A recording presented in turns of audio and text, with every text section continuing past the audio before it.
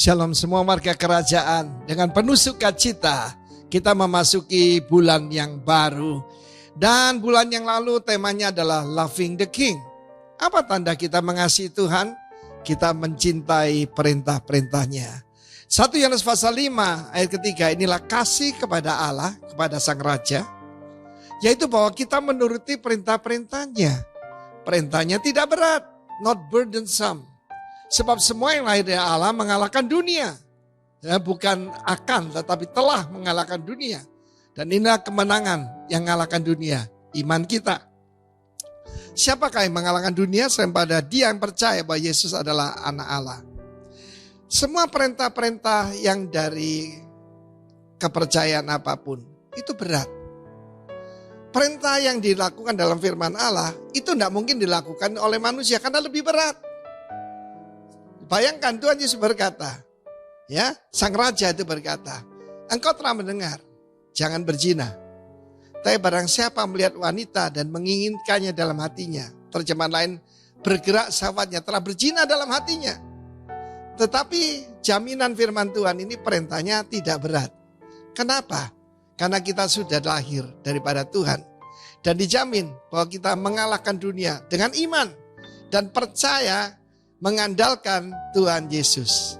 Saudara yang kasih Tuhan, perintah Tuhan itu untuk kepentingan kita. Karena itu saya banyak mengajarkan the law of the kingdom. Hukum-hukum kerajaan. Namanya hukum, kita mesti menyesuaikan dengan hukum itu. Ini bukan soal hukuman. Kalau saya bicara hukum itu law, misalnya hukum gravitasi. Kalau kita tidak menyesuaikan dengan hukum gravitasi, kita yang celaka, bukan? Demikian juga firman Tuhan berkata, akan mengalahkan dunia. Pada waktu saya bertobat, apa tanda saya bertobat? Istri saya melihat, saya mencintai firman Tuhan. Saya menghabiskan waktu saya yang biasa dilakukan untuk hal yang sia-sia. Untuk membaca, I devour, saya menelan, saya menikmati firman Tuhan. Ketika baru bertobat ya seperti minum susu lah, seperti anak kecil.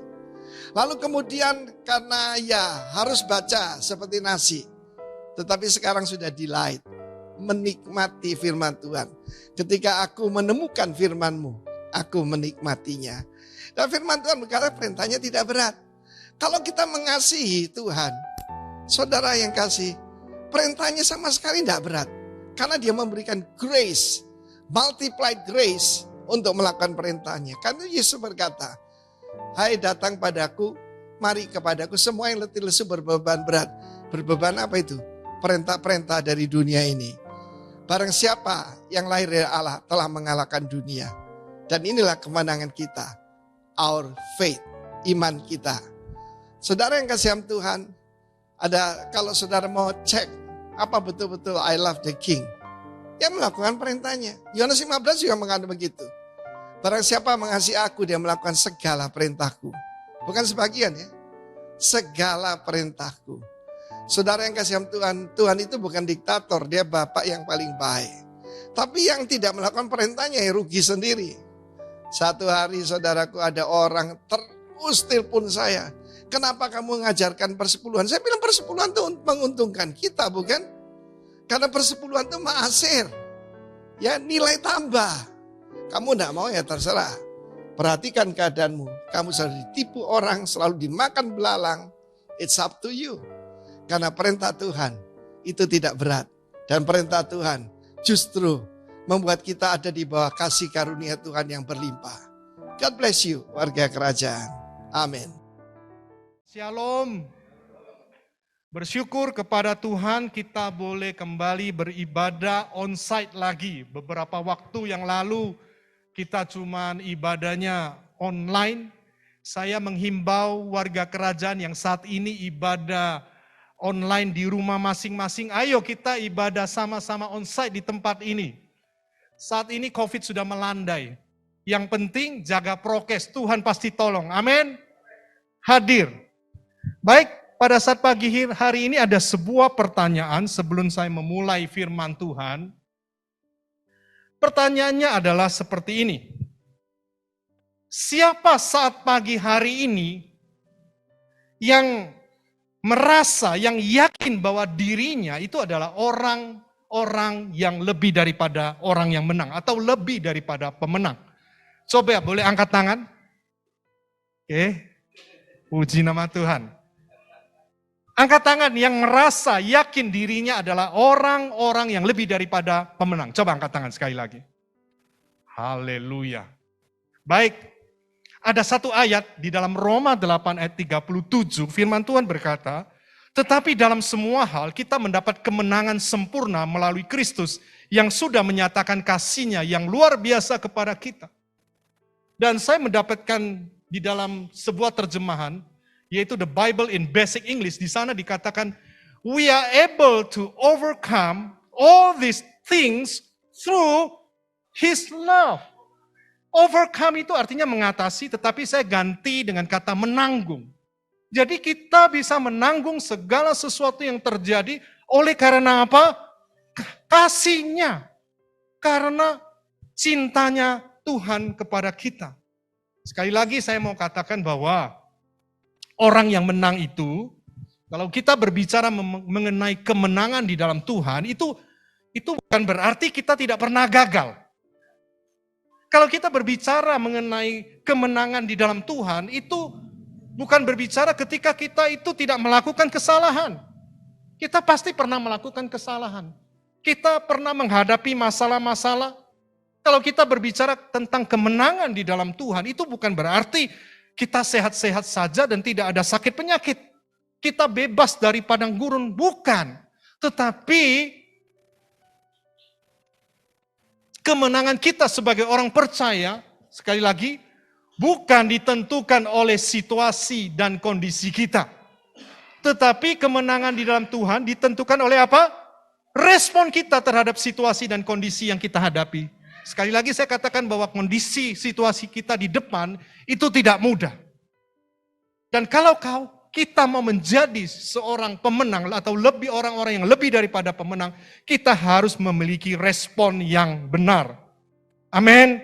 Respon yang seperti apa nanti kita akan bahas bersama. 32 tahun yang lalu saya masih ingat, saya berjumpa dengan seorang hamba Tuhan dari Australia, dari kota Perth. Dan dia memberikan sebuah kesaksian, jemaatnya ada seorang anak muda, ternyata mengalami sakit kanker, divonis kanker dan waktu bisa untuk hidup itu cuma tinggal 1 tahun. Dia dirawat di rumah sakit, beliau tidak pernah bersungut-sungut, tidak pernah protes kepada Tuhan, dan betul dalam waktu 1 tahun beliau meninggal. Menurut saudara, apakah beliau adalah seorang anak Tuhan yang kalah karena penyakit yang dideritanya? Belum tentu. Ketika berada di rumah sakit, banyak orang yang datang mengunjungi dia. Orang datang mendoakan, tetapi apa yang dia lakukan? Sebelum orang-orang itu yang mengunjungi dia pulang, kemudian dia balas mendoakan mereka, memberkati mereka. Beliau merespon dengan benar, tidak bersungut-sungut dan tidak menyalahkan Tuhan. Karena beliau tahu bahwa penyakitnya itu hanya bisa membuat dia kehilangan nyawanya, tetapi tidak pernah kehilangan hidup yang kekal karena Yesus telah menjaminnya. Itu yang disebut dengan pemenang, karena dia dapat merespon dengan benar. Bukan karena sakit yang dideritanya kemudian dia menyalahkan Tuhan, bersungut-sungut. Nah, kalau seperti itu adalah orang-orang yang kalah, orang-orang pecundang. Bahkan ada sebuah lagu yang digubahnya, jadi ketika dinyanyikan 32 tahun yang lalu, lagu itu nyantol di kepala saya sampai saat ini. Judul lagunya seperti ini. Jangan bangga hai musuhku, sekalipun aku jatuh, Tuhan akan menjadi terangku dan ku kan bangkit. Luar biasa, dalam kondisi sakit kanker, vonis 1 tahun meninggal, dia masih bisa menggubah sebuah lagu. Dan lagunya mengatakan apa? Hai musuhku penyakit kanker, engkau bisa mematikan aku. Tapi ingat bahwa Tuhan akan menjadi terangku dan aku akan bangkit. Ini yang disebut dengan orang-orang yang menang ketika kita dapat merespon dengan benar dalam semua hal, Dan dalam situasi kondisi apapun di tengah kita, kita tetap mempertahankan iman kita. Sekali lagi saya mau sampaikan, ke depan situasi dan kondisi bukan bertambah baik, tetapi setiap orang yang berharap kepada Tuhan, setiap orang yang percaya bahwa Yesus itu adalah Tuhan dan Juru Selamat yang sanggup menolong mereka apapun yang terjadi di dalam kehidupannya, dia adalah orang-orang yang lebih daripada pemenang. Yang mengerti katakan amin. Jadi pemenang itu berbicara mengenai mentalitas. Jadi bukan cuma ucapan saja. Banyak kita berbicara, oh aku lebih daripada pemenang. Tetapi mentalitasnya belum tentu. Paulus menulis surat kepada jemaat di Roma bahwa umat Tuhan yang ada di Roma itu adalah umat yang lebih daripada pemenang. Padahal saat itu jemaat yang di Roma itu betul-betul mengalami aniaya besar. Ya.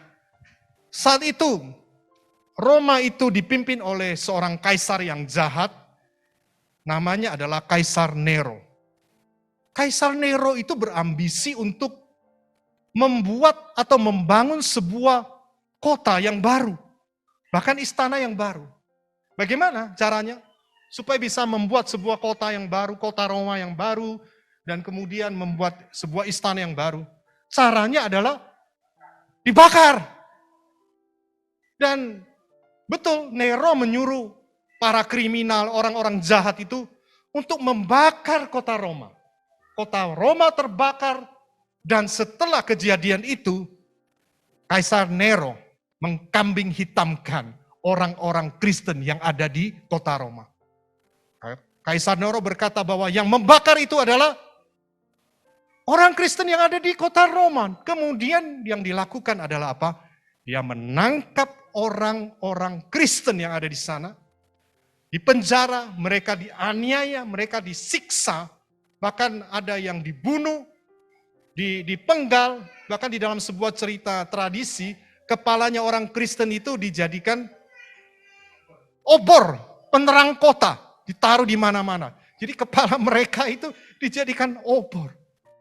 Dalam situasi seperti itu, Rasul Paulus menulis surat untuk menguatkan jemaat yang ada di Roma. Dia berkata, jemaat yang ada di Roma, kalian adalah orang-orang yang lebih daripada pemenang. Wow. Kenapa hal itu bisa terjadi?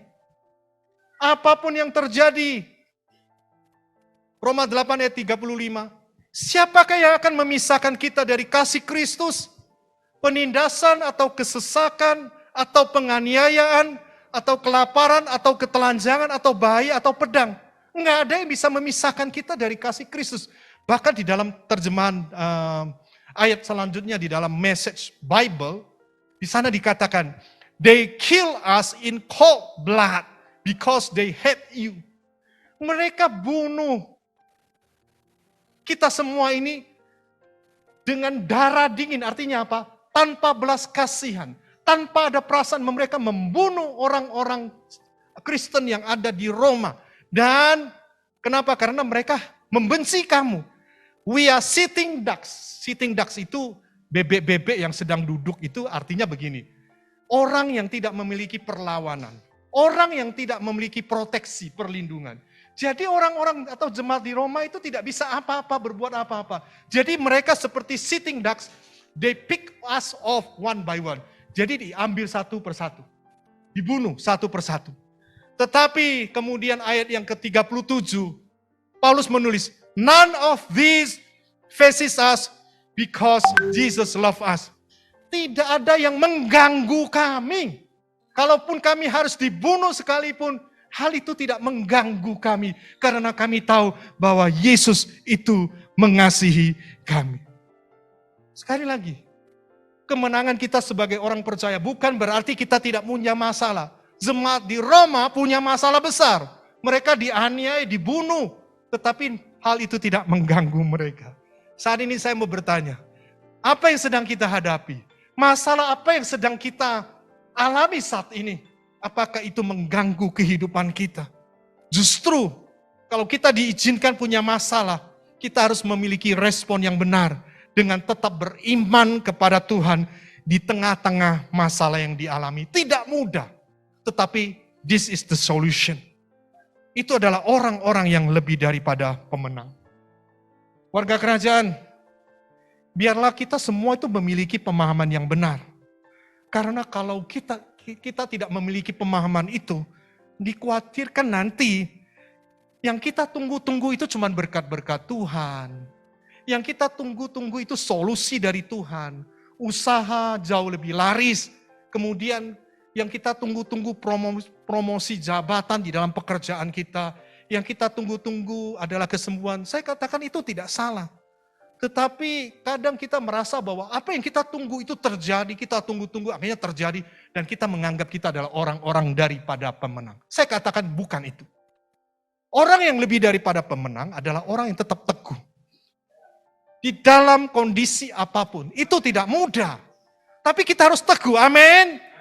Sebab Yesus itu penolong kita.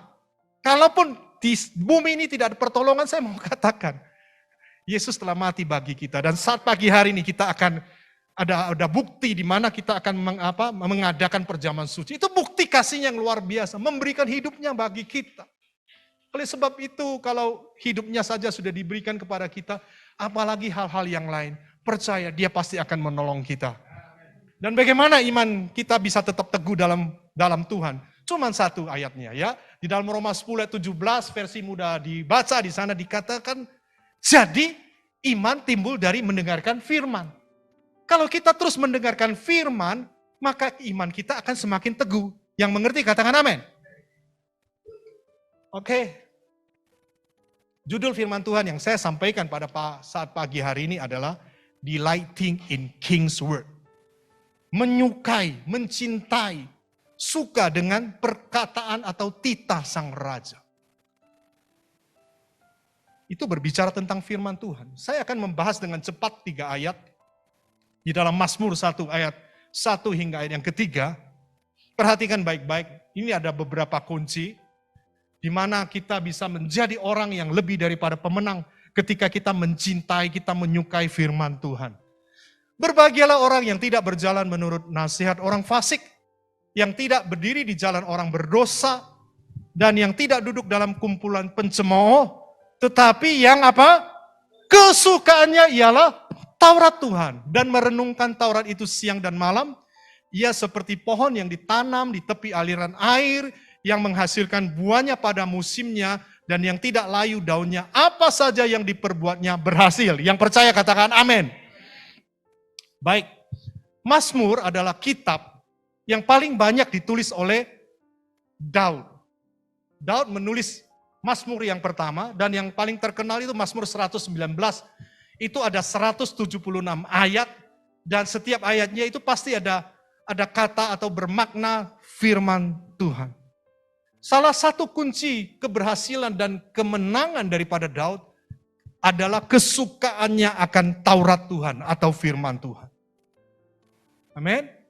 Saya mau bertanya warga kerajaan, apa sih kesukaan? Arti dari kesukaan. Suka. Kesukaan itu sesuatu yang menyenangkan kalau dilakukan. Amin. Sekali lagi, kesukaan itu sesuatu yang menyenangkan kalau dilakukan. Dan ingat, kalau orang suka, itu berapapun harganya, dia bayar. Amin. Harus bangun pagi, baca Alkitab. Kalau dia suka, delighting in King's Word, dia lakukan itu, dia bayar harga. Di Pontianak itu, ya, ya, saya akan mulai cerita ini. Saya punya teman bernama Lai Chai. Lai Chai. Lai Chai ini sering dipanggil Acai ya. Teman tapi sudah seperti saudara. Jadi kalau saya ke sana makan nasi kare itu nggak bayar. Gratis. Ya. Dia adalah penjual nasi kare nomor 1 di Pontianak, paling enak. Paling enak ya. Nanti saya akan ceritakan beda nasi kare Pontianak dengan nasi kare yang ada di Pulau Jawa. Bayangkan dulu ketika SMA ya, waktu itu usia saya 15 tahun, saya naik bis Cipto. Dulu itu bis malam Cipto dari Jakarta menuju Kota Malang. Dulu bis Cipto itu sangat terkenal dan di dalam perjalanan itu biasanya ada berhenti di satu kota 3 kali kalau tidak salah. Jadi sore jam 4 atau jam 5, kemudian malam jam 9, jam 10, dan terakhir jam 4 pagi. ketika mampir di sebuah rumah makan, saya menoleh kepada papan menu. Zaman dulu kalau kita masuk restoran, di atas itu ada papan menu, dan di sana ditulis ada nasi campur, ada nasi pecel, dan ada satu yang saya perhatikan, itu nasi kare. Saya bersuka cita. Sebab kenapa saya berpikir bahwa nasi kare yang ada di Pulau Jawa, itu sama dengan yang ada di Pontianak. Dan yang disajikan ketika saya pesan nasi kare, datanglah satu piring nasi putih, di atasnya satu potong ayam dengan disiram kuah kare yang kental, dan ada satu potong timun dan sambal. Saya kata nggak salah ya saya pesen nasi kare, kok modelnya seperti ini. Coba kita bandingkan yang di Kalimantan. Ternyata nasi kare di sana itu, nasi ada babi kecap. Loh, kemudian ada babi yang dimasak dengan bumbu sate. Ada kaki babi. Kemudian ada apa lagi? Ada telur 1 biji, kalau yang spesial. Itu telur bukan telur biasa, telur baceman. Wah, itu enaknya luar biasa. Terus ada apa lagi? Itu ada ayam ada 2 macam, ayam kare sama ayam asam manis. Jadi saya dibesarkan di kota Pontianak yang makanannya luar biasa, kalau tidak percaya cek di YouTube. Waduh, ketika sampai di sini saya kaget. Loh, kok modelnya seperti ini? Harganya dulu ya, 1 piring itu 35.000, 2 tahun yang lalu. Ya, ada udang. Ada udang gala itu udang yang kepalanya besar dan rasanya memang enak sekali. Ya, nanti rencana saya diminta Pak Roni untuk berangkat ke Pontianak tanggal 24 ya, karena mengajar di sana beberapa hari. Saya sih rindu bisa menikmati ya nasi kare seperti ini. Suatu saat oleh-olehnya. Ya, oleh-olehnya. Just tip ya. Suatu saat Acai itu cerita sama saya. Acai ini penjual nasi kare, dia cerita sama saya. Ada langganan-langganannya yang suka nasi kare. Nasi kare Acai. Tetapi karena alasan pekerjaan mereka pindah ke Jakarta. Dan saya katakan, terus bagaimana? Mereka tinggal di Jakarta, kepingin makan kesukaan. Di Jakarta kan juga banyak nasi kare Pontianak. Dia katakan, ya, langganan saya katakan beda. Dan apa yang mereka lakukan? Pelanggan-pelanggan hanya untuk menikmati kesukaan mereka. Zaman dulu, itu jam 5 pagi itu ada penerbangan dari Jakarta ke Pontianak. Pesawat Sriwijaya. Jadi para langganannya itu naik pesawat jam 5 menuju ke Pontianak. Sampai di Pontianak jam 6:15. 1 jam 15 menit. Kemudian langganannya langsung ke tempatnya si nasi kare Acai. Setengah jam. Jadi sampai di tempat Laicai ya, nasi kare itu jam 7 masih kurang. Jam 7 kurang 1/4 atau jam 7. Laicainya nasi kare buka jam 6. Jadi mereka makan ya santai-santai di sana, kemudian bungkus bawa kembali ke Jakarta. Selesai makan jam 8, langsung ke airport, sampai di airport setengah 9. Mereka naik pesawat jam setengah 10, sampai di Jakarta jam 11 siang. Loh, saya tuh heran. Kok ada orang yang bahasa Jawanya melani makan nasi kare naik pesawat. Waktu saya di Pontianak, di sana tidak ada rawon enak. Saya nggak belani kok makan rawon kemudian naik pesawat kembali ke Malang. Enggak. Tapi orang itu mau bayar harga. Sebab kenapa? Karena dia suka. Karena dia cinta. Karena hobi dengan masakan lain, dia lakukan itu. Begitu juga dengan kita. Kalau kita mengatakan kita mencintai firman Tuhan, apapun itu, kita pasti akan meluangkan waktu dan bayar harga untuk sungguh-sungguh membaca, merenungkan firman Tuhan. Saya ini harus terus terang juga. Saya hobinya mancing, Bapak Ibu, Saudara sekalian. Mancing sebelum menikah. Dan terus terang waktu saya sekolah di Malang itu 1 bulan kiriman uangnya itu 200.000, itu include termasuk kos, makan 1 bulan, terus uang sekolah, yang lainnya ya sudah buat tabungan. Saya tuh belani nabung. Bayangkan 1 bulan berapa? 200.000. Beli alat trolling ini harganya 800.000. 4 kali uang kiriman saya. Saya lakukan itu sebab kenapa? Saya hobi. Saya suka. Sehingga saya bayar harga. Makan hemat-hemat. Untuk apa? Untuk trolling. Alat trolling itu. Alat untuk memancing. Ketika ayah saya meninggal, ada sebuah peninggalan yaitu Vespa tahun 65. Ya mahal Pak. Itu sudah dicat begitu bagus, cat ulang, cat asli yang dari dealer Vespa. Tahun 65 dan kemudian ketika meninggal, saya pulang, saya ngurusi semuanya. Kemudian saya ke dealer Vespa. Saya katakan, Pak mau beli Vespa lama yang sudah tua ini. Boleh? Berapa? 20 juta. Oh saya pikir kok tinggi harganya. Oke saya jual 20 juta. Kemudian besoknya saya dapat kabar sepeda motornya ditawar 50 juta. Saya sempat gregetan. Ya, waduh, coba saya tahu lah lumayan dapat 50 juta. Saya akhirnya bingung juga, ada orang-orang yang mau membeli mahal ya, padahal Vespa-nya sudah lama. Ternyata mereka adalah para kolektor sepeda motor Vespa. Mereka berani bayar mahal. Sebab kenapa? Mereka suka. Jadi kalau orang suka itu pasti mereka bayar mahal atas apa yang mereka sukai itu. Dan saat pagi hari ini ada satu pertanyaan bagi kita semua. Apakah firman Tuhan menjadi kesukaan bagi kita semua? Sebagaimana Daud memiliki kesukaan akan firman Tuhan. Sekali lagi, kalau kesukaan itu nggak ada paksaan. Semua dilakukan dengan senang hati. Ayo coba kita cek. Kalau hari ini kita belum baca firman Tuhan, hari ini kita belum renungkan firman Tuhan, apakah kita merasa ada sesuatu yang kurang dalam hidup kita? Kalau jawabannya sama saja, enggak ada bedanya. Saya baca firman Tuhan, saya tidak baca firman Tuhan. Saya merenungkan firman Tuhan, saya tidak merenungkan firman Tuhan. Tidak ada efeknya dalam hidup saya, sama saja. Ini berarti kita belum masuk dalam tahap kita menyukai firman Tuhan. Amin. Ayo belajar menyukai firman Tuhan. Dan ada yang bertanya kepada saya, bagaimana bisa menyukai firman Tuhan? Bapak tahu, Bapak Ibu tahu ini apa? Bacel Winongo, betul. Sebelum menikah, sekali lagi saya dilahirkan di kota Pontianak dengan makanan-makanan yang tadi saya sudah ceritakan. Kemudian sampai di Malang saya disuguhi nasi pecel. Saya nggak bisa, aneh bagi saya. Karena di Pontianak itu makanannya asin-asin. Di sini saya heran loh, nasi kok dicampuri bumbu manis seperti ini kan makanan apa? Itu dia. Masalahnya itu adalah ketika saya menikah dengan istri saya yang doyanannya, kesukaannya nasi pecel.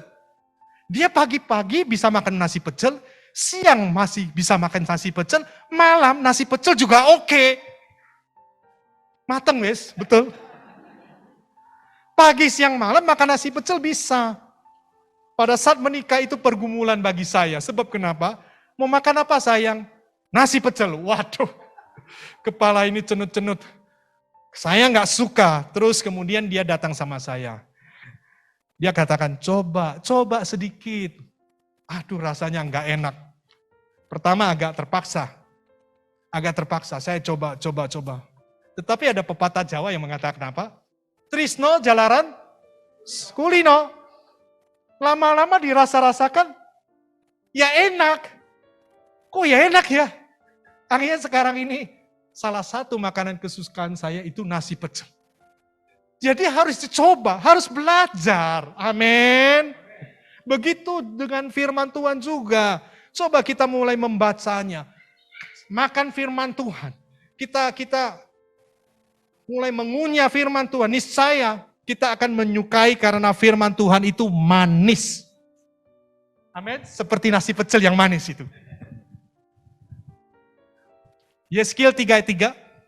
Lalu firman-Nya kepadaku, hai anak manusia, makanlah gulungan kitab yang kuberikan ini kepadamu, dan isilah perutmu dengan itu. Lalu aku memakannya dan rasanya apa? Manis seperti madu dalam mulutku. Ini masih rasanya manis seperti madu. Tetapi yang dikatakan oleh Daud di dalam Mazmur 119 ayat 103, betapa manisnya janjimu itu bagi langit-langitku, lebih daripada madu bagi mulutku. Wah, luar biasa. Warga kerajaan tahu bahwa ternyata madu itu bagus buat tubuh kita. Selain memiliki kalori berupa gula itu, ternyata dia menyerap lemak itu dengan baik. Dan bisa memiliki sifat antibiotik. Jadi kita bisa menggunakan sebagai antiseptik yang alami sehingga tidak ada side effect, tidak ada efek samping. Dan ternyata madu itu meningkatkan daya tahan tubuh kita. Imun kita terhadap segala penyakit yang ada. Kita menjadi kuat. Seperti madu, firman Tuhan juga seperti itu. Sangat bermanfaat bagi kehidupan orang percaya. Sangat bermanfaat. Kenapa? Karena perkataan firman Tuhan itu adalah perkataan Tuhan sendiri yang berkuasa, yang sangat dahsyat. Langit dan bumi ini diciptakan bukan dengan tangan, tetapi dengan firman Tuhan. Dan setiap firman Tuhan yang keluar dari mulut Allah, itu tidak pernah kembali dengan sia-sia. Karena firman Tuhan itu berkuasa. Kalau Allah berkata-kata dan berfirman, itu pasti jadi. Dan kita tahu bahwa ternyata firman itu sumber dari iman. Oleh sebab itu saya rindu, setiap daripada kita tahu bahwa firman Tuhan itu bermanfaat bagi kita. Mari kita semua mulai saat ini, khususnya yang masih tidak terlalu suka dengan firman Tuhan, belajar untuk menyukai firman Tuhan. Pelan-pelan, dan kita butuh pertolongan daripada Roh Kudus. Yang pertama apa? Kesukaan akan firman Tuhan. Dan yang kedua, yang kesukaannya ialah Taurat Tuhan dan merenungkan. Merenungkan itu bahasa aslinya itu adalah haga. Haga itu bahasa Inggrisnya ruminate. Ruminate itu mengunyah. Mengunyah, ya. Jadi di sini ada kata to think carefully and deeply about something. Jadi berpikir dengan hati-hati dan dengan dalam sesuatu. Jadi merenungkan firman Tuhan. Jadi syarat daripada merenungkan itu kita harus memiliki waktu. Harus. Ya, nanti saya akan jelaskan. Sapi itu memamah biak. Betul? Tahu arti daripada memamah biak. Jadi sapi makan rumput, kemudian dikunyah dan mengirimnya, menelan ke perut, dan tidak sampai di situ. Di dalam itu bercampur dengan asam lambung, dengan enzim-enzim, kemudian kelegeen, keluar lagi ke mulut. Dan dia makan lagi, dicampur, dan itu kan terus menerus. Dan saya bertanya, apa sih maksud dan tujuan sapi memamah biak? Apa mereka kengangguran? Lagi tidur, masih makan, masih memamah biak. Tetapi, ya memang Tuhan ciptakan itu menjadi ilustrasi bagi kita supaya kita bisa mengerti. Mereka memamah biak itu supaya apa? Mereka mendapatkan nutrisi yang maksimal sehingga sapi itu bisa bertumbuh dengan baik, menjadi sapi yang sehat, kuat, dan tidak mudah terserang penyakit. Jadi mereka harus memamah biak. Jangan sampai kita makan tanpa mengunyah loh ya. Karena pertama, pasti keseretan. Ayo kompiang, gak usah kunyah, makan. Pasti keseretan. Yang kedua, kalau nggak mengunyah, nanti organ pencernaan kita itu kerja keras. Di lambung kita, di usus kita, dan bisa menyebabkan kelemahan emah dan usus kita, kedua organ pencernaan itu. Dan yang ketiga, kita kalau bisa makan tanpa mengunyah, kita bisa kenyang, tapi nutrisinya tidak maksimal. Kita mengunyah itu ada enzim-enzim yang bekerja, dan itu membuat makanan kita itu bernutrisi. Ya, bulan lalu saya mengalami masalah itu cucu saya. Cucu saya itu setelah 6 bulan itu diajari makan empasi, makanan pendamping ASI. 6 bulan. Kalau sudah 6 bulan kan makanannya halus-halus toh. Jadi enak kalau halus langsung ditelan. Tapi dokter katakan bahwa itu harus ditingkatkan menjadi makanan yang lebih kasar. Karena sudah kebiasaan nelan, makanan kasar pun ditelan sama dia. Loh, iya betul. Dan akhirnya bulan lalu mengalami masalah dengan pencernaannya. Dibawa ke dokter dan dokter katakan begini, anak ini sepertinya makannya nggak dikunyah. Saya katakan, iya betul nggak dikunyah.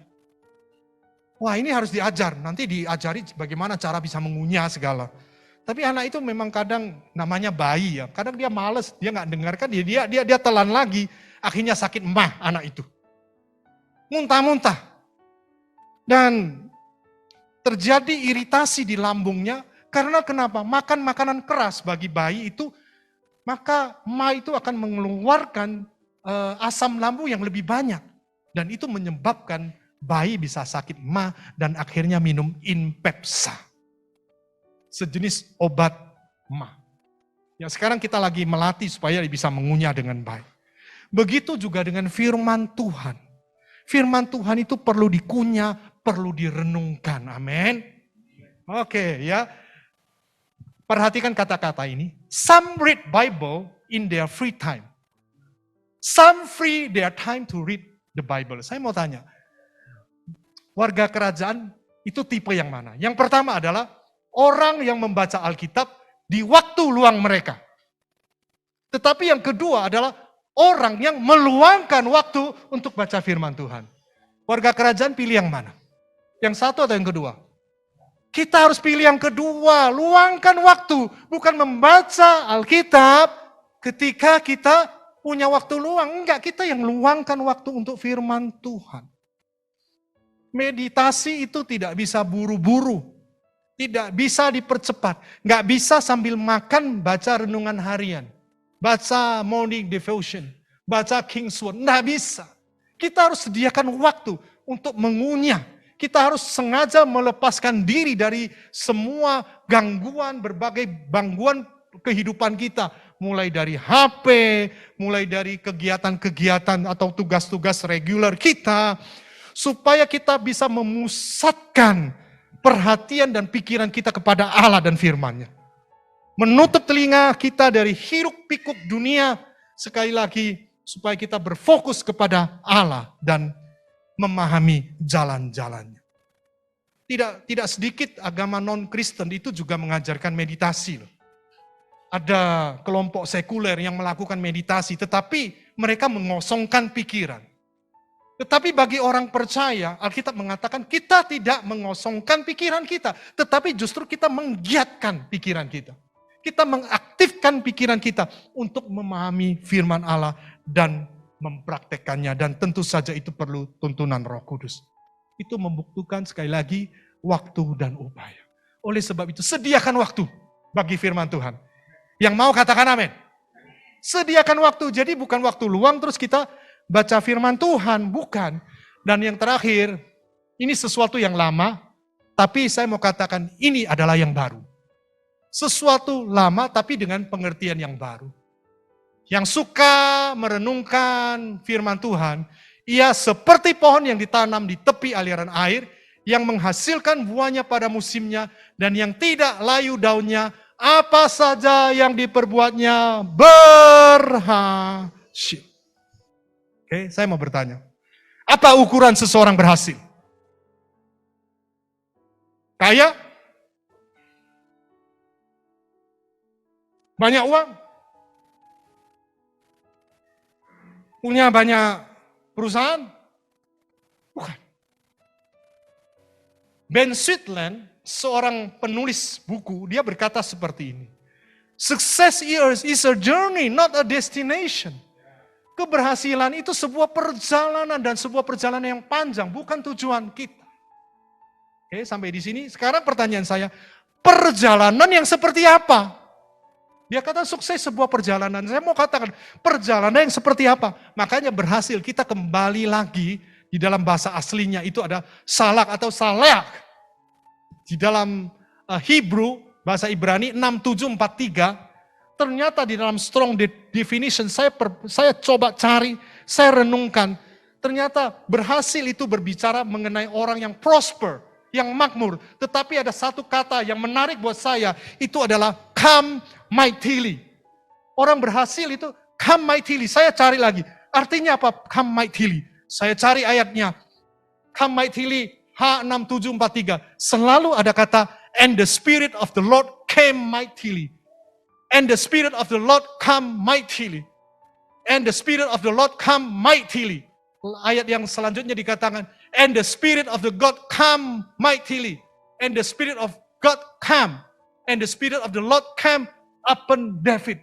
Ternyata kata berhasil itu memiliki arti datang dengan kuat. Tetapi konteksnya adalah apa? Roh Allah yang datang dengan kuat ke dalam hidup orang percaya. Yang mengerti katakan amin. Orang yang berhasil adalah ketika the Spirit of the God come upon him atau her dalam perjalanan hidupnya. Journey, sebuah perjalanan. Sukses is a journey ketika Allah menyertai kehidupan kita.